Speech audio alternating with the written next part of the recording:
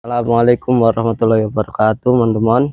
Ya, hari ini kita berada di kandang Padepokan Temon Cilacap ya, teman-teman.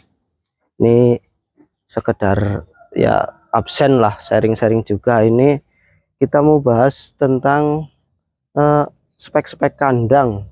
Maksudnya ukuran, kegunaannya, fungsinya, terus manfaatnya dibikin begini atau kelebihannya, kekurangannya itu bagaimana, nanti kita kupas sedikit demi sedikit. Nah, nanti kalau ada yang perlu ditanyakan, nanti ditanyakan di komentar. Ini kita membahas tentang kandang etawa ya, teman-teman. Jadi spek kandang itu akan berbeda ketika kita memelihara jenis tertentu. Semisal etawa seperti ini, itu akan spek kandangnya akan berbeda dengan ketika kita memelihara kambing jenis lain, atau semisal Jawa Randu, semisal susu, ataupun nanti kambing kacang yang kecil-kecil, itu akan ukurannya pun akan berbeda. Kenapa kok harus kandang kok harus diperhitungkan? Karena ketika kambingnya sudah bagus, terus perawatannya sudah bagus, tapi kandangnya kurang, juga akan mengganggu kenyamanan kambing, kenyamanan di dalam makannya ataupun di dalam istirahatnya si kambing tersebut. Karena kan setiap hari kambing ini akan selalu berada di kandang, atau lebih banyak berada di kandang gitu, teman-teman. Jadi kalau speknya atau ukurannya nanti akan salah, ya dia akan terganggu dalam nafsu makannya ataupun dalam segi kenyamanannya, begitu, teman-teman. Jadi nah, ini kita coba bedah ya, teman-teman, dari sedikit yang ada di sini. Ini yang pertama, kandang pejantan, teman-teman. Kalau kandang pejantan itu idealnya 2 meter, 2 meter ke sampingnya, ini 2 meter, ke belakangnya juga 2 meter. Cuma ini kalau kandang ini kita buat 2,5 meter, ke belakangnya 2 meter. Itu lebih besar, memang lebih bagus kalau untuk kandang pejantan, teman-teman. Kegunaannya supaya si pejantan bisa leluasa atau bergeraknya lebih leluasa. Karena kan pejantan ini biasanya ukurannya jumbo, teman-teman. Cuma ini pejantan kita masih kecil ini, teman-teman. Ini masih umur 8 bulan. Jadi kalau untuk kandang sebesar ini sebenarnya masih kebesaran, tapi nggak apa-apa, lebih besar memang malah lebih bagus sebenarnya, karena dia akan lebih mobilitasnya akan lebih leluasa gitu, teman-teman.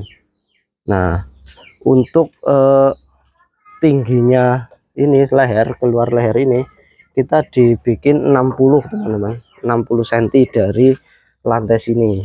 Nah, dari lantai geladak itu sampai keluarnya ini 60 cm.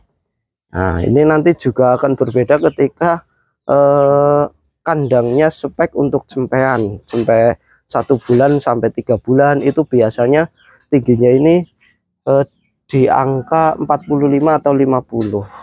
Itu lebih bawah lagi karena kan masih kecil. Kalau ukurannya segini, dia akan naik-naik, akan kakinya akan naik ke atas. Nah, ini kalau untuk ukuran tingginya segini, ini biasanya di umur 7 bulanan sudah bisa lah, sudah bisa menjangkau pakan yang berada di palung pakan dengan ketinggian 60 cm ini. Nah, seperti itu. Nah, terus lebarnya ini, lebarnya keluar ini sekitar 18 sampai 20 cm.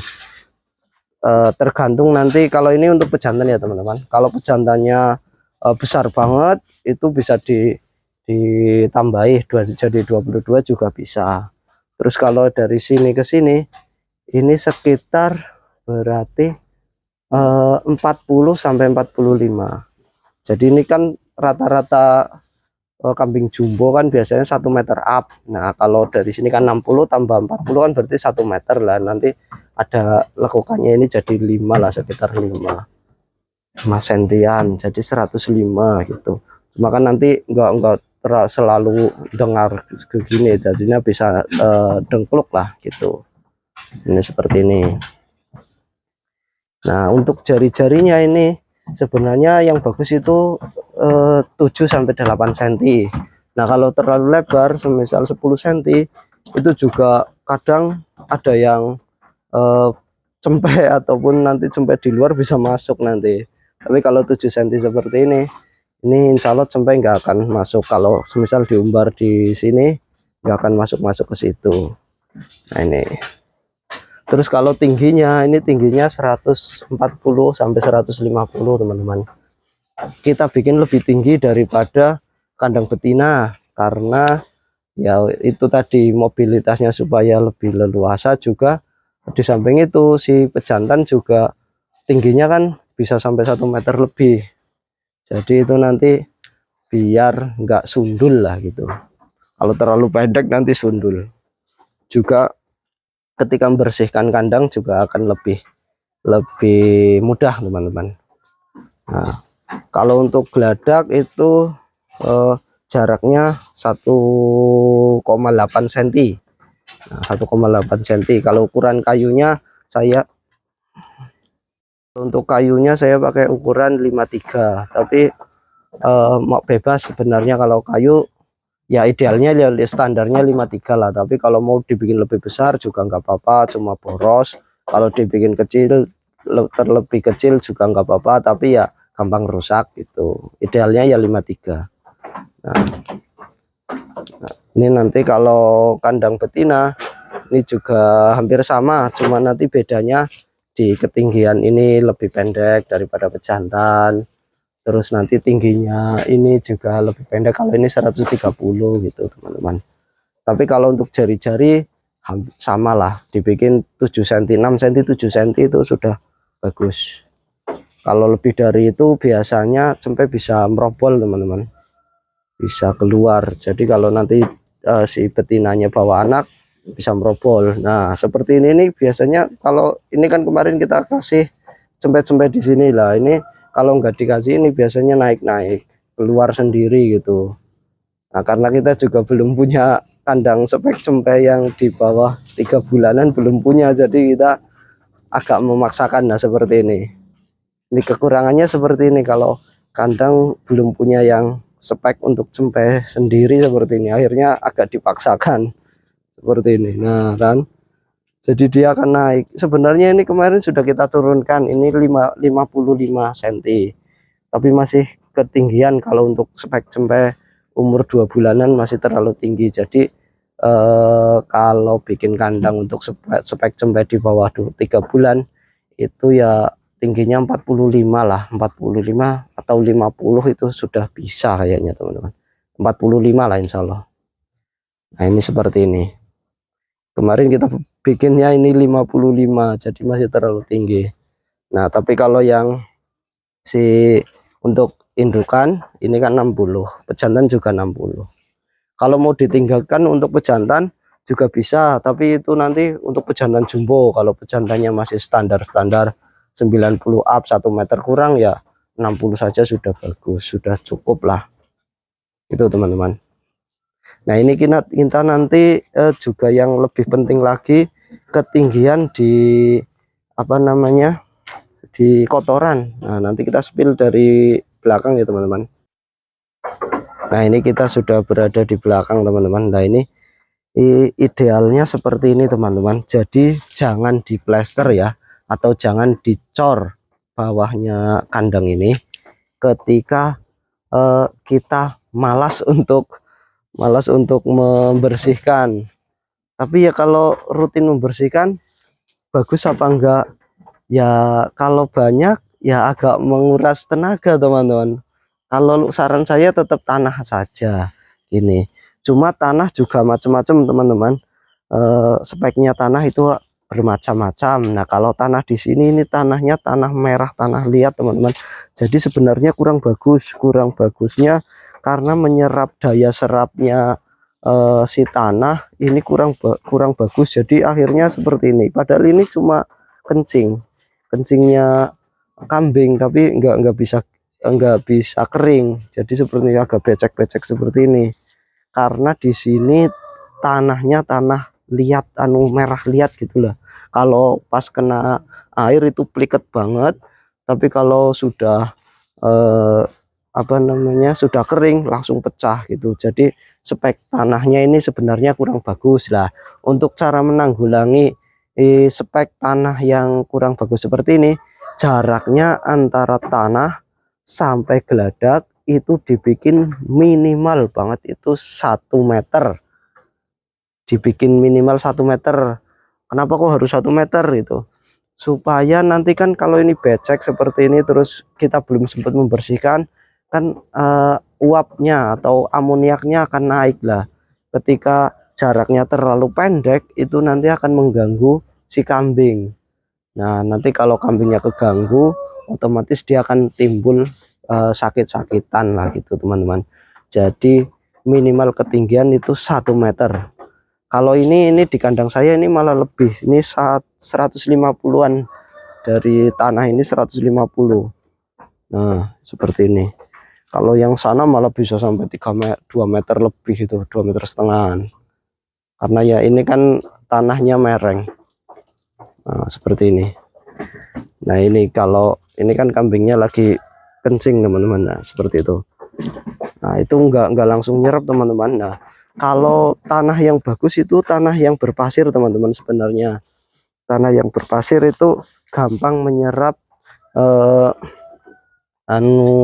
cairan atau pipis, juga cepat garing atau cepat kering. Jadi seperti itu. Nah ini seperti ini sebelah sini agak mending karena kandangnya besar, terus isinya cuma jantan satu ini, jadi gak kering. Terus juga jantan kan nggak terlalu, pipisnya nggak terlalu banyak, tapi kalau betina memang pipisnya banyak. Apalagi kalau sistem koloni ya teman-teman, sistem koloni tebar padat itu nanti akan cebrik banget lah, karena kan yang pipis atau yang kencing itu banyak ekornya, jadi banyak kambingnya yang kencing di situ, akhirnya gampang banget becek teman-teman. Nah ketika becek itu nanti akan mudah aromanya akan kurang enak lah, jadi gas amoniaknya akan naik. Jadi harus diatasi dengan ketinggian. Yang pertama ketinggiannya teman-teman, terus yang kedua ada cara yang lain juga teman-teman,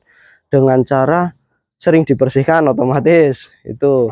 Kalau cara yang lainnya lagi enggak ada, caranya ditaburi kapur dolomit juga bisa secara berkala, seminggu sekali atau 10 hari sekali itu juga bisa ditaburi kapur dolomit untuk mengurangi kadar airnya, juga menekan